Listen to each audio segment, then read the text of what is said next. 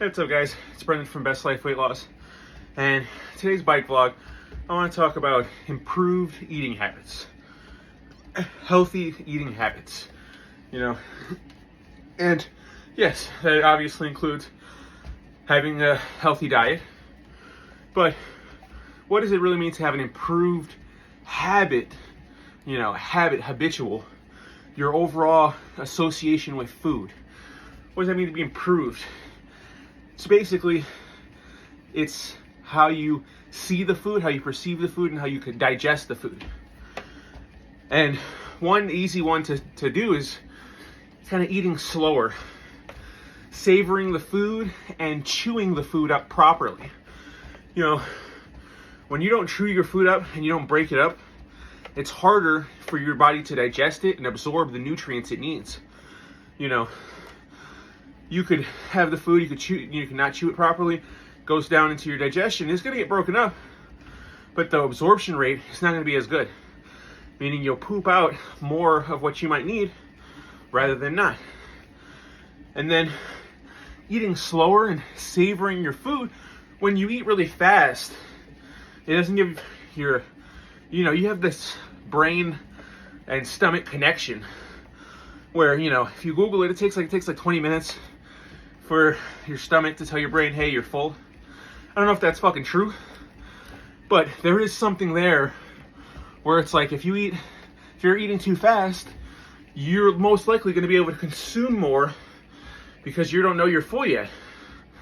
So taking your time, eating slow. I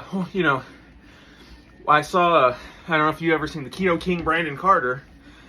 No relation, we just have similar first names. But he's talked about, he eats standing up. But see, he eats standing up because he's all about money. Yeah, he's a fitness influencer to an extent, but he's also about making money in his finances. So his concept is, he needs as much time in his day as he can to make more money. And that's great. But right now, if you're where I am, you're worried about your health, your fitness, your weight loss journey, you can take more time. And, he says stand up, eating fast, sitting down and taking it slow while you're eating, chewing your food, processing the flavors. That really doesn't take that much longer, in my opinion. And yeah, I think you'll notice the difference of how fast or how slow you get full. You're going to notice, by taking my time with the food, you might not even finish the food because you got full already. Now, improved eating habits is also, the diet. And once you associate drinks, I've had a whole video where I talked about sugary drinks. There's fucking Powerade that has like 300 calories because it's 2.5 servings. You'll only read the 110 calories a serving and just think it's the bottle. And I've talked about how you have to be careful with these labels because it'll say 110 calories, but that's per serving and there's 5 servings. You just ate the whole thing. You weren't acknowledging that was supposed to be one serving from that. So the idea for that is really making it a habit of having the alternative drinks. Me, I have nothing but water, Gatorade Zero in the house. Gatorade Zero is something new. I started doing it. It really doesn't have a lot of vitamins and nutritions. Really wouldn't recommend it. I'm literally using it to put a little bit of salt back in my body, and it has a little bit of flavor. But I always use the Zero. On my cheat days, I go for the diet sodas, the Diet Cokes, Diet Dr. Pepper. They're just better alternatives for your weight loss journey. And, the biggest stigma about those is like cancer and shit. But if you Google it, if you do the research, for it to really affect your body, you would need to drink like 5 cans of a diet soda product with the fake sugar to harm your body. If you're supplementing it a couple of times a week, I'll probably have a diet soda at the max 3 times in a week. Most of the time it's 1 or 2. Sometimes I don't have one at all, but when I go for that soda, I go for that alternative. I go for the diet. You know, it's something, and now it's just habitual, where I don't even think about it. I get the water, I get the diet, the 0 calorie drinks, because it's too easy just to drink something. You got a fucking Starbucks coffee and it's 1,000 calories. Why? That shit don't need to be 1,000 calories. You can go get a fucking milkshake for that. And that's the other thing. Look, and an improved diet means you're associating things with other things. Like case in point, oh, I kind of wanted that Monster coffee, but instead, I didn't have that Monster coffee. I'm gonna go have a fucking cookie. It's crazy how you can take a drink that had 300, 400, 500 calories and just have a fucking cake, have cookies, have a fucking little ice cream cone, and it equaled the same amount as that fucking drink. That's not okay. So something that I see as a healthy eating habit is I'll take the alternative. I'll look at something and be like, wow, that looks horrible.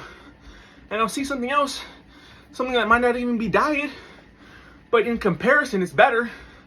And I'm already thinking in my brain, oh, I was gonna have that. I could have this instead.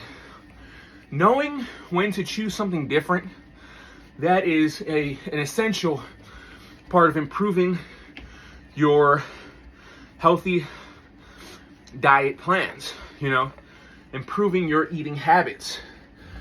You know, your eating habit is association. When you see foods, you want them. You want certain foods, you want certain things, you want certain items. And basically, the idea is to change that into wanting the items that are best for you, that are healthy for you, that are gonna fill you up. You know, I used to be a big Reese's guy, but when you get to my level now, you see all these candies at the register, they're all fucking dog shit. There's no nutritional value, and it's all sugar. I can go get a fucking protein bar, a protein shake, something that fucking tastes good, giving me 20 to 30 grams of protein, no sugar, vitamins, nutrients, minerals, compared to the Reese's Big Cup that I used to love buying. That's 200 calories a fucking serving. One Reese's Big Cup is 200 calories. That means if you're consuming an entire Reese's package of the Big Cup, that's 400 fucking calories for some candy.